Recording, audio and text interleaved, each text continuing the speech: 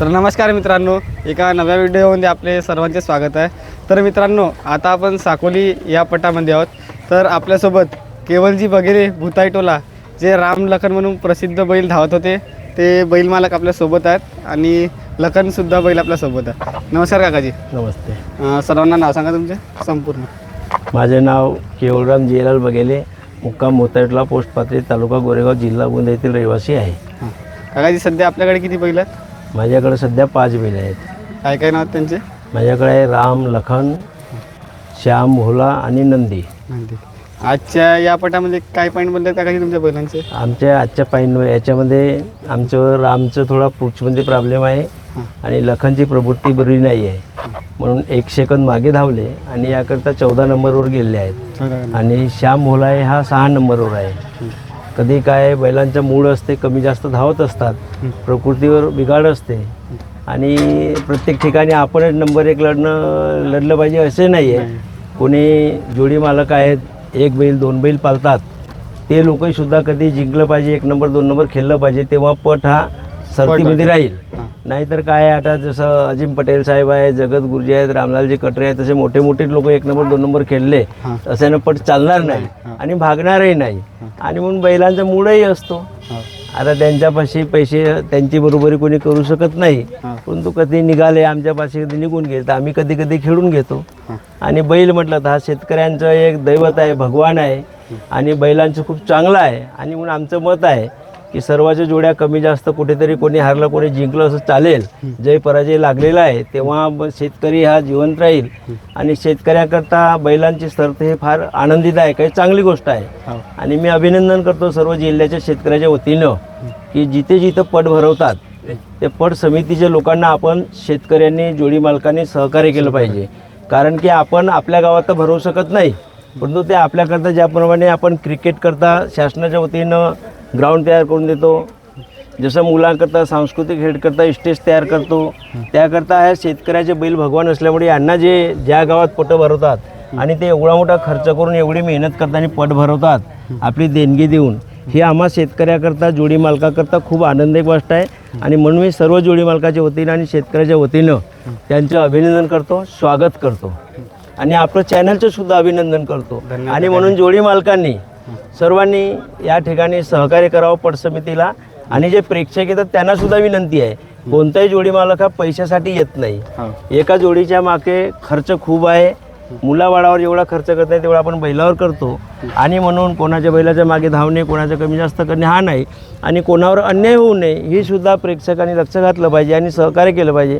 आणि खूप खूप अभिनंदन मी जास्तीत जास्त पट समितीचा करतो आणि त्या गावकऱ्याच्या करतो की ते आम्हाकरता एवढं चांगलं ग्राउंड तयार करून देतात, त्यांचं अभिनंदन आहे, स्वागत आहे। आपल्या विरुद्धमध्ये काकाजी कोणकोणते जोड्या आहेत? आज आमच्या विरोधमध्ये हड्डीवाले आपले नारायणजी मौजे यांची जोड आहे आणि 7 नंबरसाठी आणि एक आहे नाही एक आहे येडे म्हणून आहे, सौरभ येडे म्हणून आहे गोरेगाव। असं 2 पल्ले आहेत आणि त्याच्यामध्ये आता उद्या पोहऱ्याला आहे तर त्या ठिकाणी धावणार आहेत, पोहऱ्या जाण्याची तयारी चालू आहे। काकाजी, रामच्या पायाला वगैरे कशी दुर्घटना आली? रामचं पायाला थोडंसं म्हणजे काय, आपण बैल ज्या रेसमध्ये धावतात तर काहीतरी लागून जातो आणि म्हणून त्यांचं मूड कधी असते त्याला लागून गेलेलं होतं आणि त्याच्या पुछला काही मार होतं, त्याचं ऑपरेशन केलं आहे म्हणून तो आता 2 पट झाला कमी धावत आहे रिलॅक्स वगैरे पुतळीच्या पटापासून। परंतु कधी कधी आम्ही समाजसेवक राजकारणी लोक असल्यामुळे आमचं नाव थोडंसं चालत आहे तर आम्हाला लोक म्हणतात तर नावासाठी कुठेतरी जावं लागतं, कधी बक्षीसाठी जावं लागत नाही अशी परिस्थिती असते म्हणून जावं लागत आहे। नाही तर परिस्थिती राम लखनची आता ती आहे, ती नव्हती। आणि हा आपलाच आहे भोला, लंपी आलेला होता हा लंपी खूप पूर्वी झालेला होता, खूप चांगला रेशेट बैल आहे, एकदम चांगला बैल आहे। किती वर्षापासून तुमच्याकडे काकाजी? हा 1 वर्ष झाला आता, हा 4 दात आहे। 4 दात आहे। राम 2 दात आहे, लखन 2 दात आहे, श्यामच्या 4 दात आहे आणि नंदी 6 दात आहे। त्यांचे आणखी बहुत भविष्य बाकी आहे काकाजी? हा भविष्य बहुत बाकी आणि एकदम चांगले सुंदर बैल आहेत आणि जय पराजय होत असते, आम्ही त्याची कधी पर्वा करत नाही।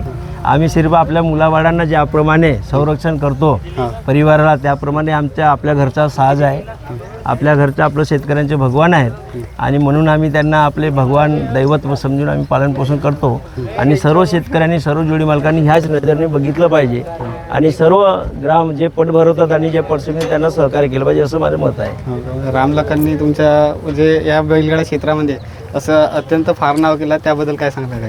फार नाव म्हणजे कसं आहे की जसा एखाद्या देशाचा प्रधानमंत्री येतो तर लोक गोड्या करण्याकरता कितीतरी गाड्या लावा लागतात, कितीतरी रुपये खर्च करतात पक्षाचे लोक, परंतु आपलं हे दैवत भगवान म्हणतो आपण तर खरोखर भगवान आहेत की आपलं जोडा एक नंबरला धावतो त्याला बघण्याकरता.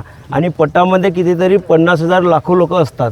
पिंपळगावमध्ये बघितलं असाल, मोठ्या मोठ्या पटामध्ये या ठिकाणी 1 ते 5 नंबरचे आपले बैल असतात, त्यांना बघण्याकरता एवढे लोक आपल्या पैशानं स्वतः येतात आणि ही एक नावलौकिक चांगली गोष्ट आहे. आणि म्हणून आपण बैल हे आपल्या शेतकऱ्यांचं एक दैवत आहे, भगवान आहे आणि यांची सेवा करणं फार गरजेचं आहे.